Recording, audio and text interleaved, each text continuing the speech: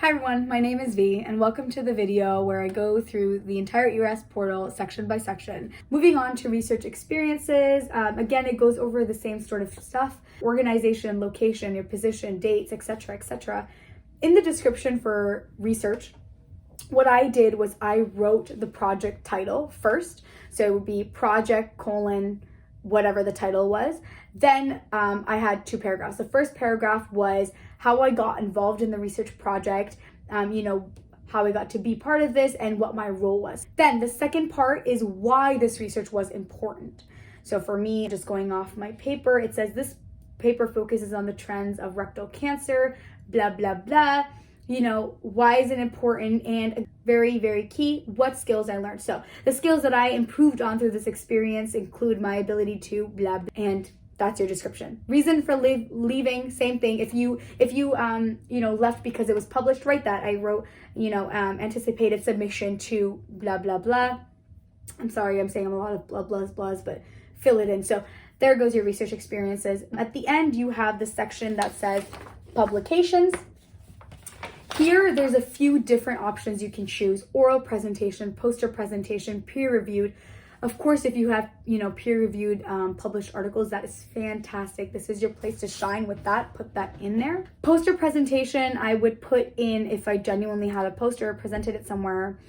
Oral presentation was where, when I was researching in my time of applying, I saw a lot of discrepancies. In my opinion, I would not put something like, if you did a quick 5-minute presentation after rounds to a resident, I would not put that as oral presentation. I don't think that counts. What I think counts for an oral presentation is if you did something in front of everybody in the class, including attendees at grand rounds. For example, if you did an IM grand rounds presentation on something very vital where you talked about a patient, that is something that maybe I would put. Just again, use your judgment. Again, strike a balance. Language fluency is next. Don't write a language that you barely know. It would just suck to be questioned about it. I personally was never questioned about this part, but I could just imagine how much it would suck if they're like, oh, you know Spanish, can you speak it to me? And you'd be like, that would suck. Moving on, this last section here, second last section, is hobbies and interests. Wow, I got so many questions on hobbies and interests, especially if you're going to go and interview at like a primary care specialty. For me, quite a lot of my IM interviews as well, but a lot of my FM interviews, so many people asked about my hobbies and interests, and I think this is a very important part. The way I did this section was like how I did the rest of the text part of the application: professional and very well organized. For this, I used the same sort of idea. I put numbers and I wrote my hobby and I put a dash and I explained the hobby. I did this because, again, shows you that you put time and effort into this versus just jotting down a couple of dash bullet points. For example, I can write here, genuinely one of my hobbies is skincare. And I put that in. I put skincare dash and I wrote, enjoy making a lot of facial masks with organic materials and I can recommend things for many different skin types. I wrote that and I swear I got so many questions. I got some funny ones to be like, oh, I have acne prone skin. What kind of materials should I use in my face mask? I genuinely had that question. I had questions about my cooking because I wrote that I cook really well and I put things that I'm passionate about. And it's so great. And you'll notice if you go to interviews is that people will have a great conversation, especially if your hobbies and interests, match with theirs. I had interviews where I wasn't even asked a single thing about, anything other than my hobby. We would talk about tennis. We would talk about loving coffees. It just depends on who you meet, but this is a great, great place for you to be honest and show a little spark of yourself. Again, make it a nice structured way. Explain it. You don't have to go into great detail, but there is enough space here for you to write a couple of things and explain it. So I had about 8 or 9 hobbies on here and I explained them and it did come up a lot and it was just good conversation points. Because this also gave me idea. Once they start talking about my hobby, I could ask them questions to be like, oh, so do you like this? And this is a great way for you to bond with your interviewer. And after you leave your interview, jot down things like, oh, this person also really is a coffee connoisseur. Wow, okay. And then when you follow up with the email, these are things you can write in your email, your thank you follow-up emails, for them to remember you. You want to stand out, and you want to make sure that you can build that connection with your interviewer. This is what's going to make you stand out from other applicants. Next, hometowns. For this, again, very straightforward. Just put your hometown down where you grew up. Then the last section of this part is other awards and accomplishments. Same deal with the medical school awards, same sort of structure, number, write your award, write the year you received the award, and explain the award. So for some things, if you can't explain it well, I would genuinely just go back to the site, or for me, this was my undergrad site, and I read about, oh yeah, this is what the award was, and I took snippets of it and I wrote it in my own words. So that's what you can do there. There is enough character boxes here for quite a few awards. I could put in about 5 there, accomplishments, so that's good. But explain. So that was the entire application section. Just a quick heads up, once you submit your ERAS profile, you cannot go in and change things. The only thing that you can do is update your living information, contact information, and upload any LORs that need to be done. But once you hit that submit button, it's done. So I would highly advise getting the Grammarly add-in for your browser, Safari or Chrome, whichever you're using, and edit those things. Again, another reason why saving your CV and saving the application after you're done, that part is so important, because you can get somebody to edit it for you and to make sure that it looks good and nothing's cut out by accident with the character limit. But getting Grammarly really helps you do a quick, thorough check on any grammar or accidental spelling mistakes that you did. So I highly recommend getting that. Moving on to the next section, this is the document section. Here you have 3 parts. You've got personal statement, LORs, and additional documents. Personal statements, you have a create new button. You're going to write in the title, and it's going to give you a big long character box where you're going to copy and paste your personal statement from wherever you've been working on it onto your application profile.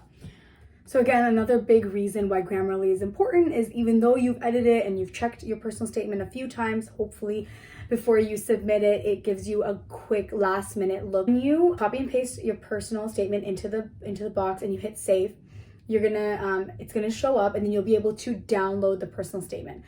I suggest download it and look at it, because sometimes, and I did run into this problem, it would be a page on my Word document, 12 font, Times New Roman, but when I would upload it onto here, it would have like 1 or 2 words that go off onto another page. So go back into it, look at how it saves it, the ERAS saves it itself.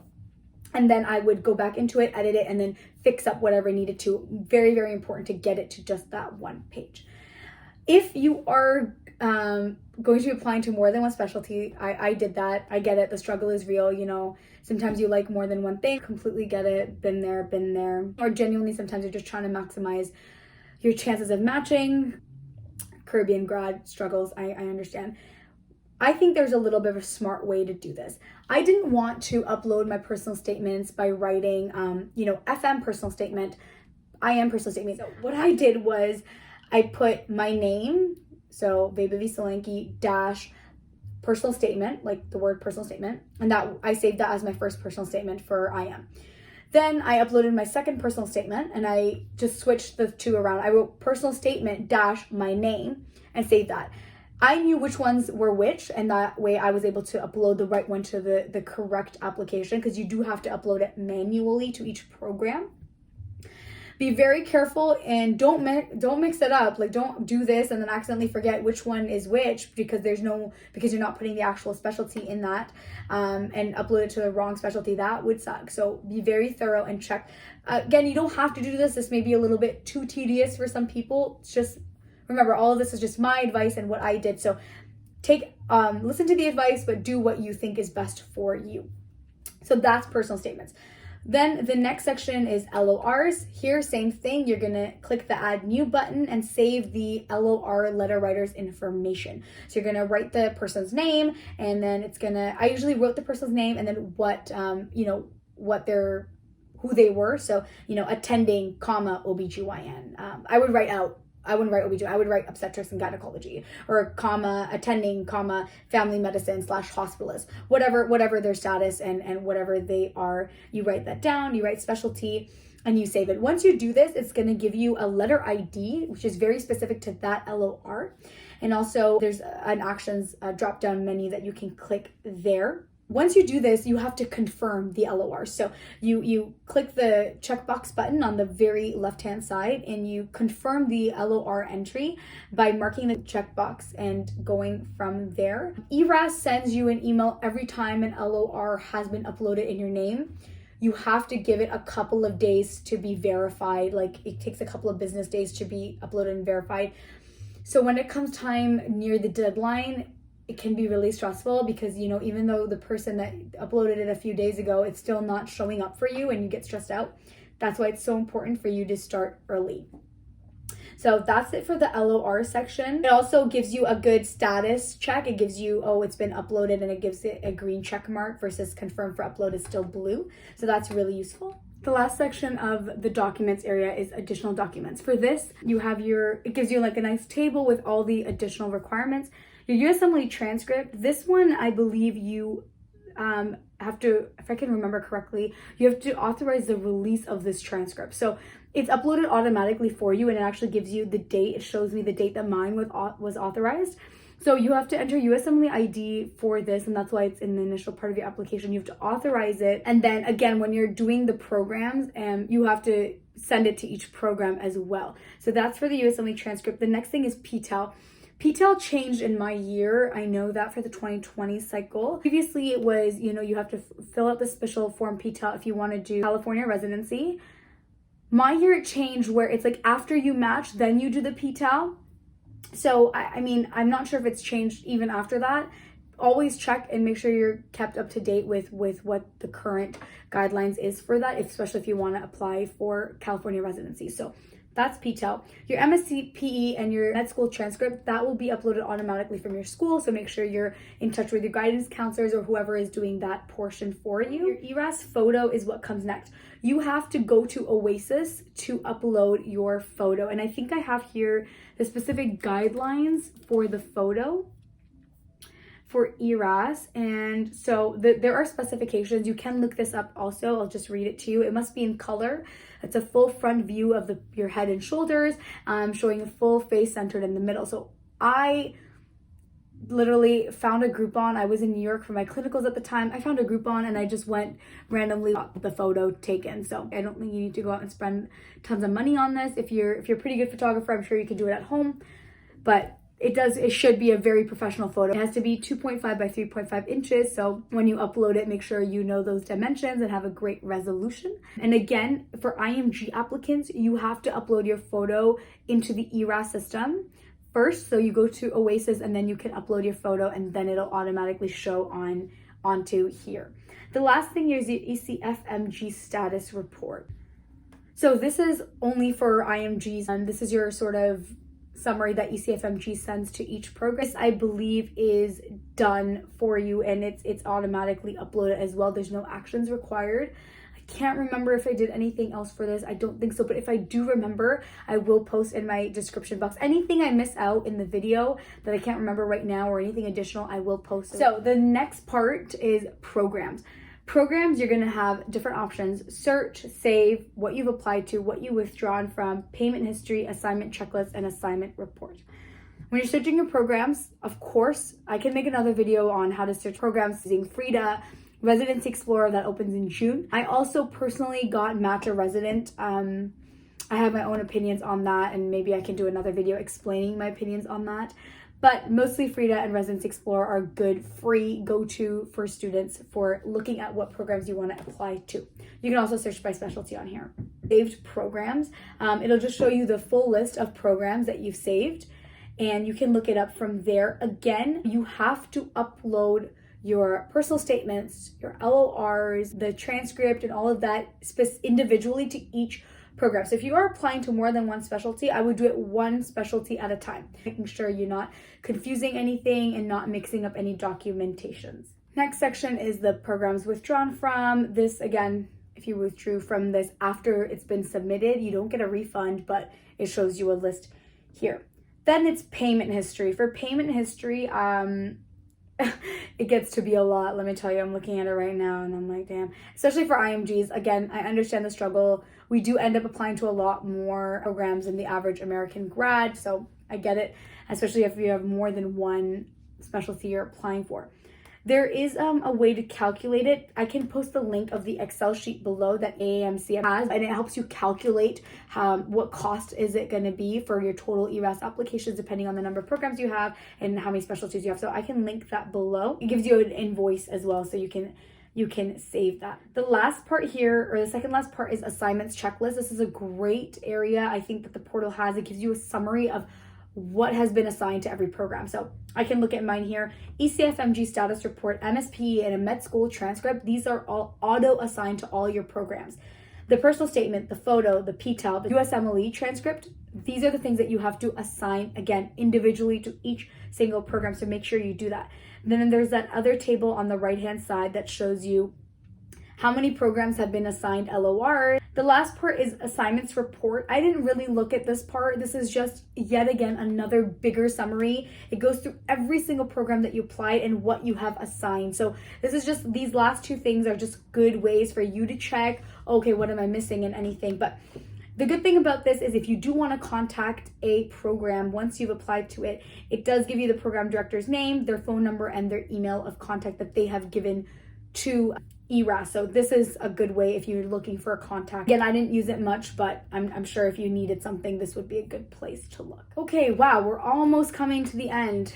The end is near, guys. So second last subsection, messaging center. This is where ECFMG is going to send you all of their updates, any, emails, general emails on system requirements. They do a lot of webinars throughout the residency application that you can check into and, listen in on, that give you specifics, helps, and tips. So this is good for that. I like to organize my mailbox so that way I didn't miss anything, or I didn't want to delete things. So found a way to declutter it. Basically, I made certain groups. So I had a group that just said general. I would put all the ECFMG updates or just things that I was getting that wasn't really vital in the general section. Then I made another group that said interviews, and any interview email I got, I would put and save into that. So again, I had a copy of a place where I could just see all of my interviews. Then I had a section that said LOR. So again, ERAS sends you an email every time somebody has uploaded a letter. I just didn't want that to be in my main inbox. And then I also made a section for rejections. Sad, but it helps you just organize it better, so you're not, scrambling to find, oh my God, where is that one invite that I had where they gave me the PDF for the hotel? Like, where is it? Just saves you a lot of time in the long run. If you keep, cleaning it up every time you log into ERAS, it just makes it easier for you. The last section is interviews. In interviews, you're going to see the invitations. There are many, many ways that you can get invites for programs. And again, if you guys are interested in knowing that, I can comment below. I'll make another video. I had interviews from Thalamus, which is an app, really great. I had interviews from Interview Broker. I had interviews straight from ERAS, which is this section here where it gives you the calendar. I had emails directly from email. And I also had emails. Oh, I had one from the phone. I remember. I also had a pre-interview phone call. That was interesting as well. So lots of different ways that programs get in touch with you. Everybody has their own way of doing it. But this is the ERAS way of getting in touch with you. There is sort of filters on the left-hand side that says invite, scheduled, waitlisted. As soon as you get an invite, even if I was on a rounds, I remember I was doing my sub-by and I was on rounds when I started getting invitations. I would step out for a couple of minutes and I would just make sure I responded, because there were a few times where I got waitlisted because I waited, and it sucks if you just end up sticking on the wait list. It's great if you can get off the wait list and get a spot, but sometimes it can be tough just based on how many people the program are inviting. So try to really get in there right when you get the interview email, again, which is why it's important to make sure you don't miss a single email, don't miss a single phone call. That's another good tip I could give is I don't pick up telemarketers or phone calls or phone numbers that I don't recognize, but during interview season, I made it a point to myself to always pick up a phone call. The calendar is basically the invitation section put into a calendar format. It just shows you when your interviews are.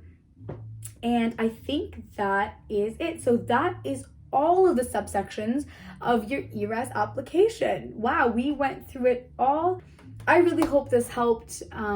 Comment, subscribe, like, share it to people that you think would really benefit from this. That was my whole goal, is just to, avoid the confusion and the anxiety that I had when I was applying, because a lot of it is sort of figure it out yourself research. I did a lot of readings as much as I could, looking at different people's advice on Reddits and a bunch of things, and this is how I ended up doing my entire application. So again, I hope this helped. Good luck with the application. Hang in there. It definitely gets better from here. Interview season is very fun.